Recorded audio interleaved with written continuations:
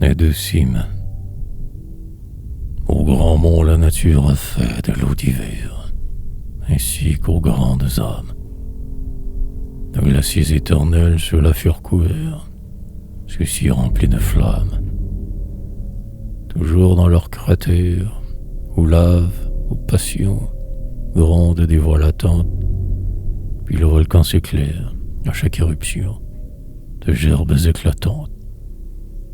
Jamais phare des cieux n'est lui d'un feu pareil. Quand vient la nuit, il semble qu'un astre, ardent rival des splendeurs du soleil, surgit du mont qui tremble. De ses jets flamboyants, il embrase les airs, rougit les eaux voisines. Son front fait envier sa couronne d'éclairs aux jalouses collines. Vers les flots qu'il embrase, employant au doyer ce torrent d'étincelles, on dirait que ce fait est le vivant foyer des clartés éternelles. Mais l'ombre va bientôt couvrir du mont géant la lave refroidie. L'astre éphémère ici du cratère béant n'était qu'un incendie. Rien n'éclaira de lui, et le rayon créateur n'en peut sur nous descendre. Il ne pleut sur nos champs de ce soleil menteur qu'une infertile cendre. Toi donc, que ces hauteurs ont souvent ébloui, gravis un jour leur cime. Tu trouveras, au lieu de l'astre évanoui, la nuit froide et l'abîme. Le sein de la montagne, en proie à ses ardeurs, se ronge et se consume. Il exhale à ses pieds les impures odeurs du soufre et du bitume. Telle est la passion, brillant foyer d'abord, chaleur, clarté sans ombre. Puis sa lave se change au cœur dont elle sort, en caillou dur et sombre. Mais si vient quelque enfant par l'éclair abusé, il tombe au noir cratère, en respirant du mont que la flamme a creusé.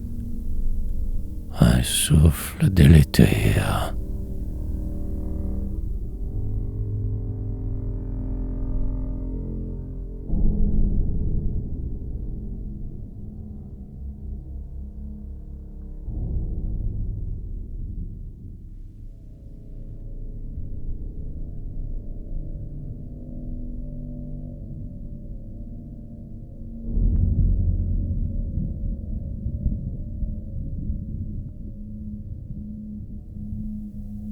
Préfère donc, mon âme, à cet ciment feu, dont l'éclair n'est qu'un piège, le sommet froid et pur, paré sous un ciel bleu, un long voile de neige. Son rempart de glacier t'épouvantait d'abord, sa froideur te repousse, mais ses pieds sont fleurés, mais un flot clair en sort et coule dans la mousse. Sitôt que le soleil de ses lèvres d'amant, portant l'œil en elle, rougit sous ses baisers presse doucement les neiges éternelles.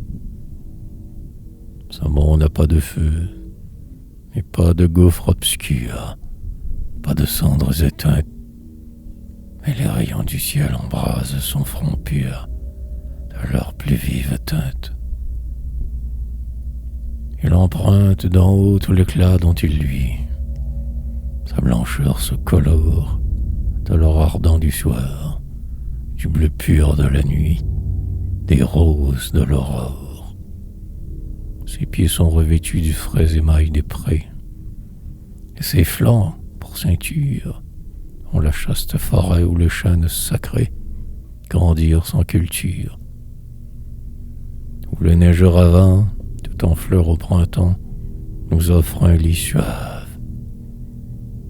Mais le mont plein d'éclairs s'hérisse en tout temps de scories et de lave. Or, quand tout flot tarit, éternel réservoir, source où l'été s'abreuve, de ces grottes d'azur le glacier fait pleuvoir l'eau meilleure du grand fleuve. Elle est la froide cime.